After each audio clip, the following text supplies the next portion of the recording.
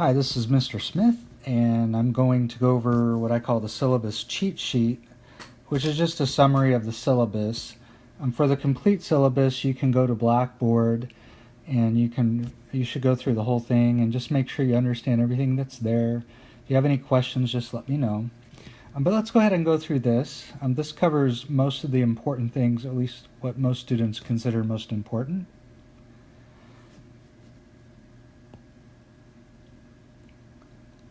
So first of all, contact information, that's there. I would just point out that email is the easiest way to reach me, mainly because I've got my email connected to my smartphone, and so normally that's the quickest way to get a hold of me. Let's talk about textbook materials. So you'll notice we're not going to use a textbook. In fact, I've got plenty of materials that I'll be putting on Blackboard and that we'll use in class. And so I will not require you to purchase a textbook. However, you will need to be able to print out the homework assignments, which I'll be posting in Blackboard. So it's important that you can do that. If you don't have a printer at home, you can go to the library and purchase a card that will enable you to print there. And so I would encourage you to maybe try to print most of the assignments out, if not all of them, this first week, and then you don't have to worry about it. You're also going to need a folder. We'll be doing a lot of classwork, and you'll put that into the folder, and on quiz days or test days I'll collect that. You should also have something to take notes, whatever you're comfortable with. And then the last thing is scientific calculator. This is required, and you should be bringing it to class every day.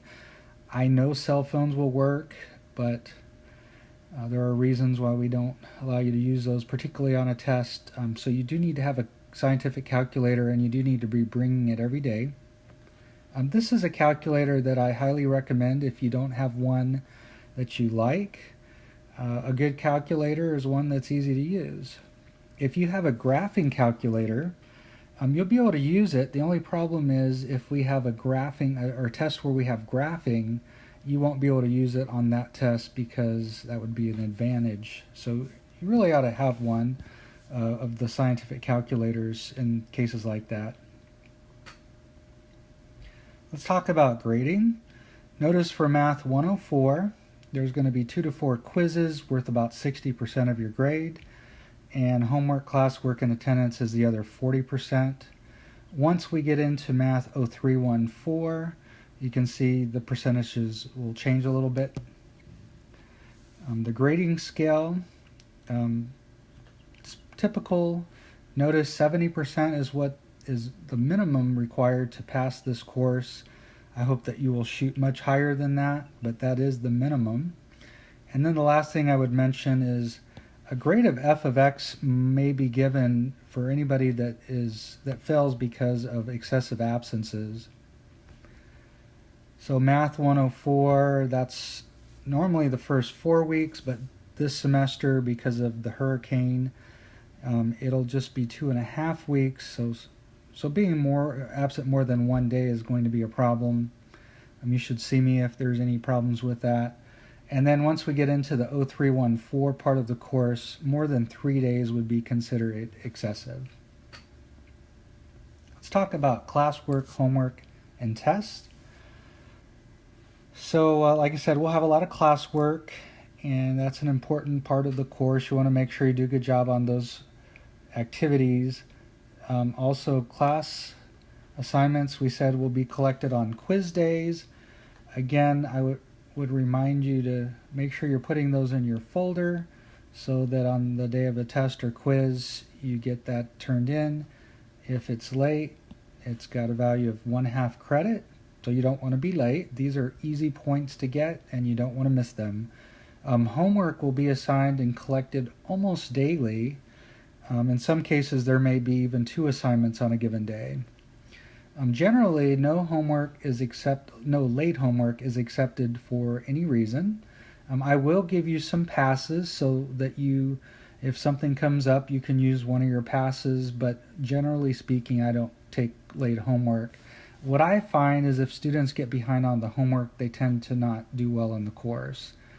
So, very important. In fact, a lot of times students will ask me at the beginning of the semester, Mr. Smith, what do I need to do to pass this course? I've got to pass this. And I'll tell them, hey, there's two things. Number one, you got to be here. Your attendance has got to be great. If you miss one day, you miss a lot of stuff. Second, you got to do a great job on the classwork and the homework. If you do those two things really well, then your chances of passing are really great. As far as the homework, notice it tells you here what you're supposed to do. Basically, there's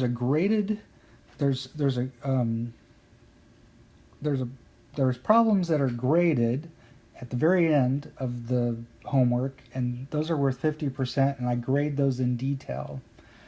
The problems that come before that are graded based on completion and correctness. You're supposed to do those problems at the beginning, which include review problems, and check your work. If things are wrong, you correct it. You want to make sure you show all your work, and that's how you get that other 50% of your homework grade. So again, make sure you do a great job on the homework. Get into a good habit of doing your homework that way, and make sure you're checking your work. Probably the easiest way to do that is to, on your smartphone, download the Blackboard app, and so you can easily check your answers as you're going along. All right. As far as makeup exams are concerned, I don't normally give them. If something happens on the day of a test, you should contact me right away, and depending on the situation, I may be able to get you tested before the next class, and if we can do that, we will. Otherwise, you would take a 0 on that test, and then when you take your final, whatever grade you get on that would become your grade for the missed test. All right, let's move on. Attendance policy. Well, I think I kind of already stressed the importance of this, but I will take attendance. Of course, if you miss a class, you're responsible for the material that you missed. A lot of things will be on Blackboard, so that may help. Hopefully you'll get the name of somebody or number of somebody in this class, and you can maybe talk to them. You can see me the next class, but generally you don't want to get behind, even if you're absent. We talked about attendance already here, and then be careful with the tardies too. Basically, 2 tardies count as 1 absence. Classroom etiquette.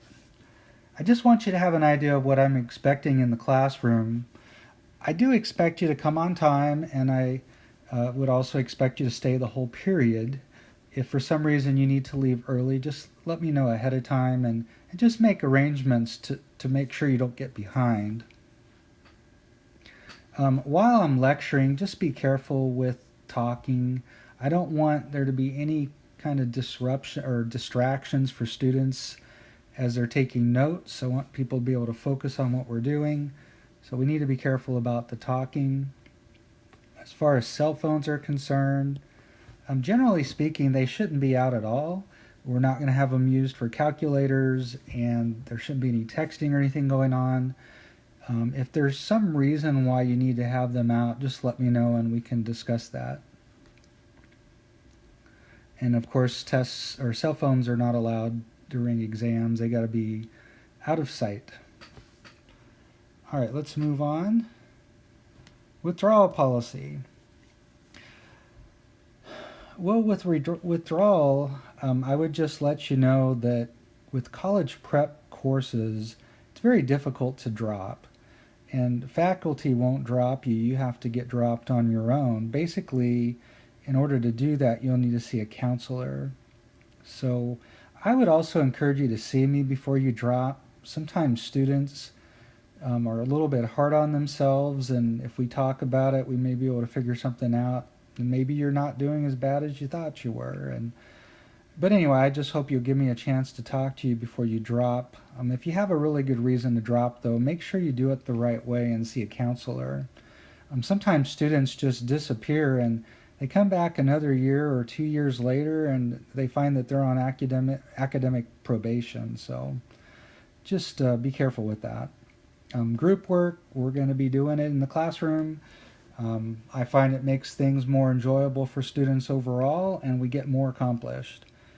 Disabilities, if you have any kind of learning disability that may affect or any kind of disability that may affect your work in my class, just give these guys a call and they'll help get you set up. Finally, email. Just as a student, you automatically are going to have an email account that's been set up for you. And that's the email account that the school wants you to use anytime you communicate with anybody at the college. So make sure you know how to use that. If you don't, you can go to this email address, get yourself set up. If you have any questions, call this number. That's our help desk. And the other thing I would remind you to do is if you have a smartphone, get your email set up on your smartphone, and that way all your emails coming to one place and it keeps things nice and easy for you. Again, I would remind you that this is not the whole syllabus. Make sure you look it over. It's in Blackboard. And if you have any questions, let me know. And I hope you have a great semester. Thank you very much.